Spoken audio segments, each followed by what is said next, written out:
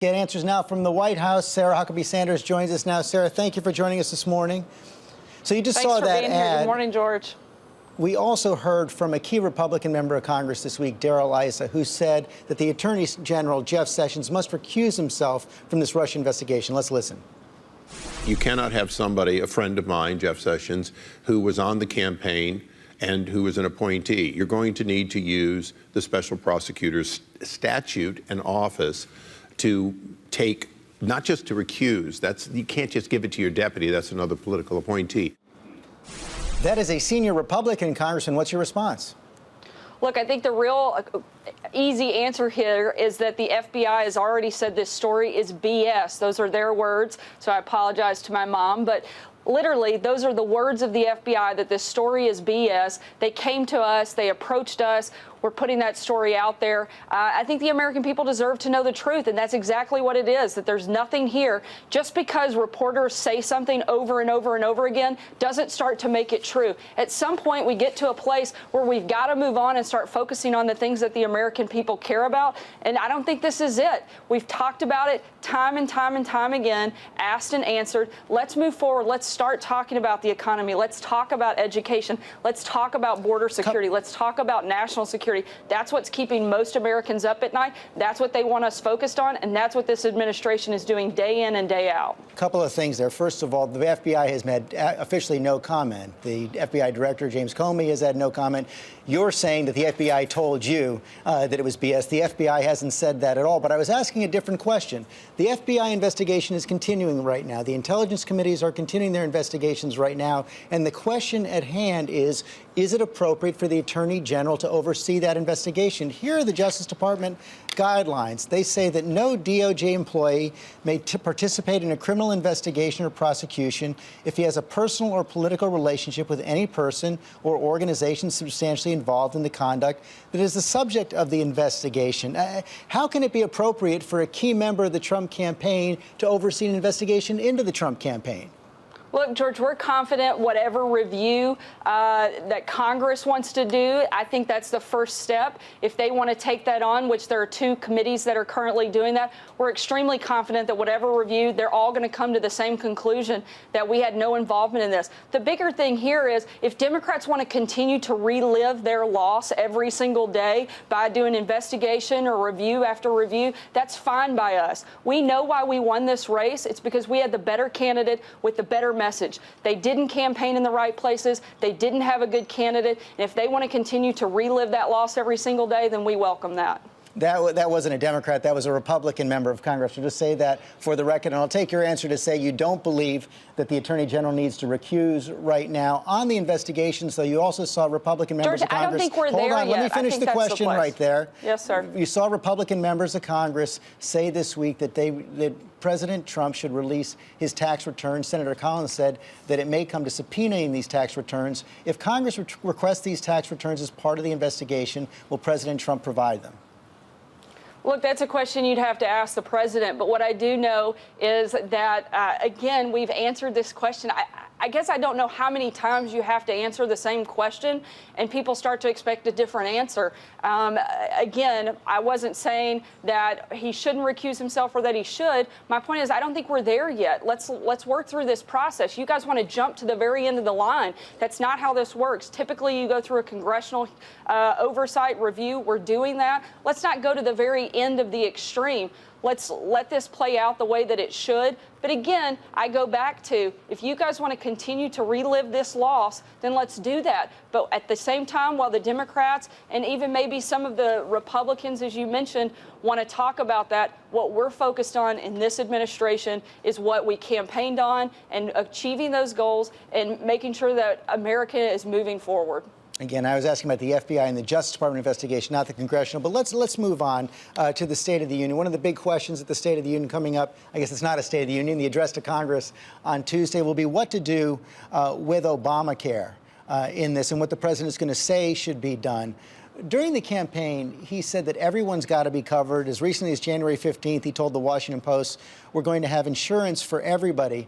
But there's a brand new analysis out just today of the Republican plans about to be presented. They were presented to the governors yesterday, and it says millions may lose coverage in Obamacare repeal, governors told. Policy supported by Republican congressional leaders to replace Obamacare could lead millions of people to lose their health coverage, according to a presentation given to state governors meeting Saturday in Washington. It estimates that the number of people covered by Obamacare through the individual insurance market could be slashed by as much as 51% in states that chose not to expand Medicaid coverage, and by 30% in states that did expand the federal state health program for the poor. So can the president guarantee that no one who has coverage right now will lose it under his plan? Look, what I know that the president can promise is exactly what he's been saying, is that this isn't just a repeal program, that we absolutely have to repeal it, but replace it with something that's better.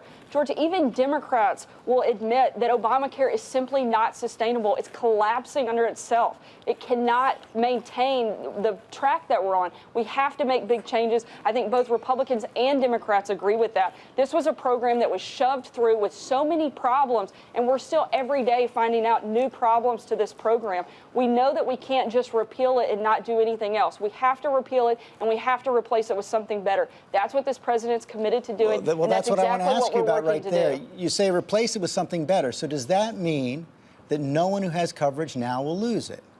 I know that the goal is that we make sure that people don't lose their coverage, and that we have to put a high priority on the people that need it most. We have to lower costs, and we have to make sure that the people that need insurance the very most are covered. But at the same time, George, we cannot survive under the current system. We have to make massive overhaul to the healthcare system in America, because it's simply just not sustainable, and everybody agrees with that. There's nobody that argues that we're on a track that we can maintain. So we're looking at every possible way to do exactly that: repeal a terrible, failed system and replace it with something better. Again, so I'll just have to ask this one more time. You keep saying replace it with something better. So will the president guarantee that he will not sign a plan that will cause people who have coverage now to lose it? Look, I'm not going to speak specifically for the president on that topic, but what I can say is he's made it a high priority and a #1 focus that we make sure that people that have insurance continue their insurance, particularly those in the highest need. He also promised during the campaign that he's not going to touch Medicare, Social Security, or Medicaid. Can he stand by that? Look, the president is committed to doing that, and I think that so far, as you have noticed over the last 30 days, he's done exactly what he said he's going to do, and I don't see any reason to start thinking differently. I want to bring up another topic right now. Just yesterday in the Miami Herald, the father of Ryan Owens, the Navy SEAL killed in that raid in Yemen, has spoken out about the raid. He did not want to meet with President Trump, and he also went on to say this: "Don't hide behind my son's death to prevent an investigation. I want an investigation. The government owes my son an investigation." Will he get it? You know, I certainly can't speak to the military, but I can say that as a parent, I can't imagine the loss that he has suffered. I think every American owes his son a great deal of gratitude. We are forever in his son's debt. I know that he paid the ultimate sacrifice when he went on that mission, and I know that the mission has a lot of different critics, but it did yield a substantial amount of very important intel and resources that helped save American lives and other lives. And as much as, again, I can't imagine what this father is going through, I think his son is a true American hero, and we should forever be in his son's debt. Does the president want an investigation? I haven't had the chance to speak with him directly about that, but I would imagine that he would be supportive of that. Final question. We heard yesterday in the president's tweet he's not going to go to the White House Correspondents' Dinner. Why? George, I think it's pretty safe to say I think we all spend enough time around each other as it is. But look, this wasn't a president who was elected to spend his time with reporters and celebrities. This was a president who campaigned on speaking directly to Americans, and that's exactly what he's going to spend his time doing. I think it's kind of naive of us to think that we can all walk into a room for a couple of hours and pretend that some of that tension isn't there. You know, one of the things we say in the South, if a Girl Scout egged your house, would you buy cookies from her? I think that this is a pretty similar scenario. There's no reason for him to go in and sit and pretend like this is going to be just another Saturday night. I think he's very focused on protecting our borders, national security, growing our economy, and instead of going and spending the night doing that, I think he'll spend the night focused on what he can do to help better America. Pretty straight answer. I think a lot would argue the eggs have gone both ways on that, but we're going to have to leave it there today. Sarah Huckabee Sanders, thanks very much.